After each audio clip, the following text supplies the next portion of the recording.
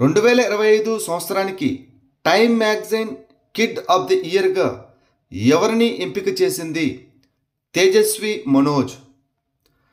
తేజస్వి మనోజు 17 ఏళ్ల భారతీయ సంతతికి చెందిన టీనేజ్ అమ్మాయి. Time magazine 2025 kid of the ఇయర్గా ఎంపికైంది. తన తాతగారి ప్రేరణ పొంది టెక్సాస్కు చెందిన 17 ఏళ్ల అమ్మాయి తేజస్వి మనోజు షీల్డ్ సీనియర్స్ను అభివృద్ధి చేసింది. International institute for management development world talent rankings 2025లో భారతదేశం యొక్క ర్యాంకు ఎంత? 63వ.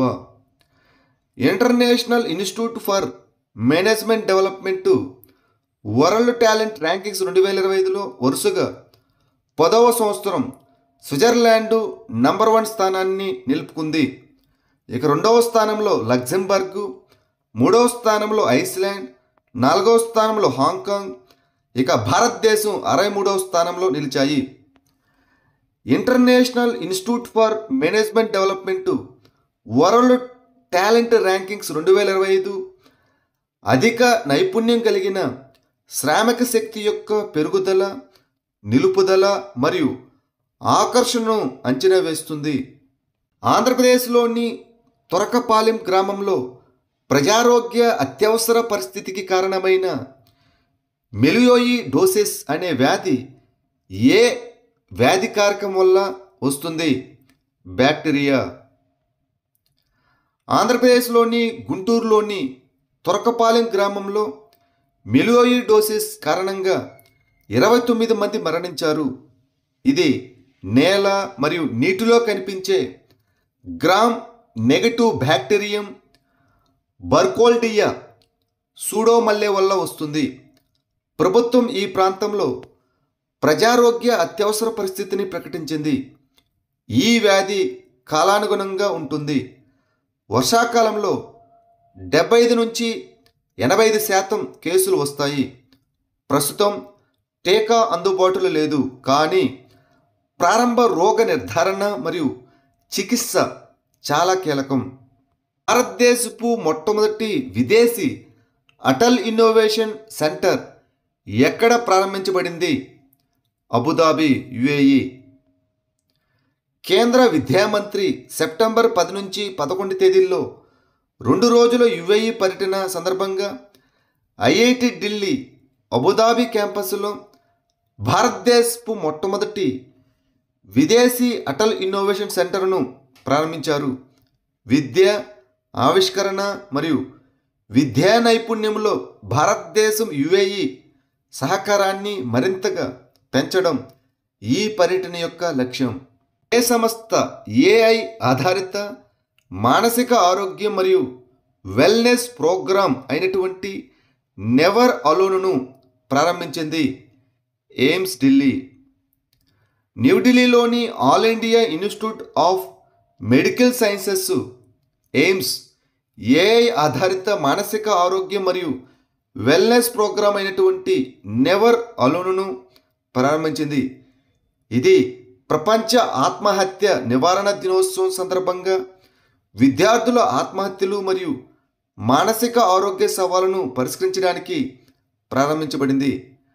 National crime records bureau 2022 data ప్రకారం భారతదేశంలో 1.7 లక్షలకు పైగా ఆత్మహత్యలు జరిగాయి. 30% 18 నుంచి 30 సంవత్సరాల వయసు గల వారిలో ఉన్నాయి. ఆపరేషన్ సింధూర్ సమయంలో సైన్యం ఉపయోగించిన భారతదేశపు మొట్టమొదటి స్వదేశీ సురక్షిత మొబైల్ కమ్యూనికేషన్ వ్యవస్థ పేరు ఏమిటి? సంభవ. ఆపరేషన్ సింధూర్ సమయంలో భారత సైన్యం సురక్షితమైన కమ్యూనికేషన్ కోసం సంభవ అనగా secure army mobile Bharat version smart ఫోన్లో దాని స్వదేశీ సిగ్మా యాప్ను ఉపయోగించింది. బయట నిఘాను నిరోధించడానికి సంభవ్ వాట్సాప్ వంటి విదేశీ యాప్లను భర్తీ చేసింది. ఈ వ్యవస్థ 2023లో భారతదేశంలో మొట్టమొదటి పూర్తిగా స్వదేశీ సురక్షిత మొబైల్ కమ్యూనికేషన్ పర్యావరణ వ్యవస్థగా ప్రారంభించబడింది. ప్రపంచంలో అత్యంత ధనవంతుడు ఎవరు? సెప్టెంబర్ 2025 నాటికి లారీ ఎల్లిసన్. ఒరాకిల్ సహ వ్యవస్థాపకుడైన లారీ ఎల్లిసన్ 2025లో ఎలాన్ మస్క్ను అధిగమించి ప్రపంచంలోనే అత్యంత ధనవంతుడిగా నిలిచాడు. రికార్డు స్థాయిలో ఆదాయ నివేదిక వచ్చిన తర్వాత ఒరాకిల్ స్టాక్ పెరిగింది. ఎల్లిసన్ నికర విలువ ఒకే రోజులో $101 బిలియన్ పెరిగి $393 బిలియన్ చేరుకుంది. టెస్లా షేర్ విలువ తగ్గడం వల్ల మస్క్ $385 బిలియన్ పడిపోయాడు. కదల్ కొండట్టం మ్యారిటైమ్ స్పోర్ట్స్ ఫెస్టివల్ ఏ రాష్ట్రంలో నిర్వహిస్తున్నారు? తమిళనాడు.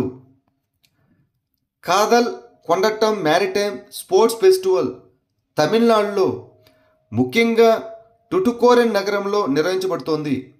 ఈ కార్యక్రమం సెప్టెంబర్ 12 నుంచి 14 వరకు జరగనుంది. మరియు తమిళనాడు పర్యాటక రంగం అదేవిధంగా తమిళనాడు ప్రభుత్వం మద్దతుతో సముద్ర క్రీడలు, సాంస్కృతిక కార్యక్రమాలు మరియు స్థిరత్వ ఇనిషియేటివ్లను ప్రదర్శిస్తుంది. హెల్ ఫైర్ క్షిపణిని ఏ దేశం అభివృద్ధి చేసింది? అమెరికా. హెల్ ఫైర్ అనేది బలమైన ట్యాంక్ వ్యతిరేక శక్తి కలిగిన గాలి నుండి భూమికి లేజర్ గైడెడ్ సబ్సోనిక్ వ్యూహాత్మక క్షిపణి. ఇది హెలికాప్టర్లు మరియు నెమ్మదిగా కదిలే విమానాలకు వ్యతిరేకంగా గాలి నుండి గాలికి ఆయుధంగా కూడా పనిచేస్తుంది. సోవియట్ కవచ నిర్మాణాలను ఎదుర్కోవడానికి దీనిని 1972లో యునైటెడ్ స్టేట్స్ ఆఫ్ అమెరికా అభివృద్ధి చేసింది.